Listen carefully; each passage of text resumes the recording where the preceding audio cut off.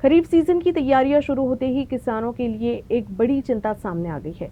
कृषि निविष्ठा यानी खाद, बीज और कीटनाशक बेचने वाले विक्रेताओं ने अपने लंबित मांगों को लेकर 27 अप्रैल से अनिश्चितकालीन बंद का ऐलान कर दिया है।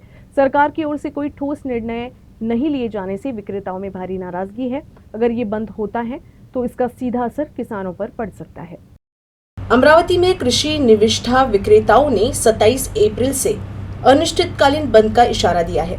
Maharashtra fertilizers, pesticides and seeds dealers association यानी मावदा के आह्वान पर यह फैसला लिया गया है, जिसे अमरावती जिला विक्रेता संगठन ने भी समर्थन दिया है।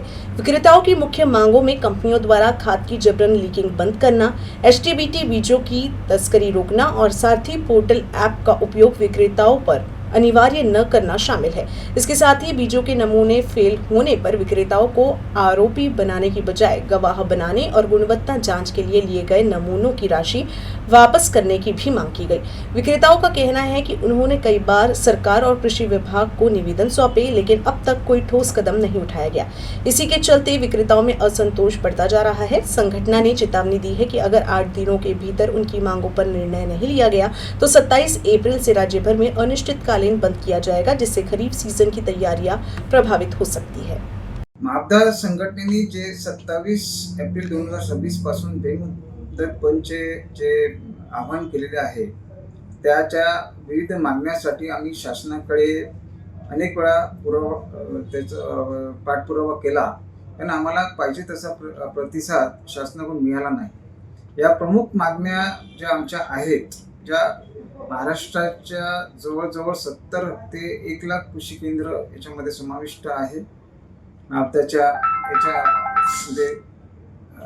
आणि ज्या प्रमुख मागण्या आमच्या आहेत त्या खताच्या लिंकिंग बाबत आहे। खताचं बेवस्तू जे लिंकिंग होत आहे त्याच्यामध्ये अनेक कंपन्या लिंकिंग करतात, डीलर लोकांना ते मटेरियल घ्यावं लागते आणि पर्यायानं शेतकऱ्याला ते लिंकिंगचे निविष्ठा दिल्या जातात आणि त्याचा रोज सगळा कृषी केंद्रावर दिला जातो आणि कंपनी त्याच्यामध्ये सुटून जाते। दुसरी मागणी प्रामुख्याने आमची जी होती ती होती साथी ॲपबाबत। साथी ॲपचा फेज 1 पर्यंत लागू करावा, फेज 2 शासनाने लागू करू नये, पण शासनाकडून त्याची सक्ती होत आहे। तिसरी मागणी, महत्त्वाची मागणी आमची जी आहे ती सॅम्पल फेलच्या बाबतीत आहे की सॅम्पल फेल देताना कृषी केंद्र धारकाला साक्षीदार बनावे, त्याच्यावर कुठल्याच प्रकारचा त्याला पार्टी करू नये। हा तिसरा मुद्दा आमचा महत्त्वाचा मुद्दा आहे।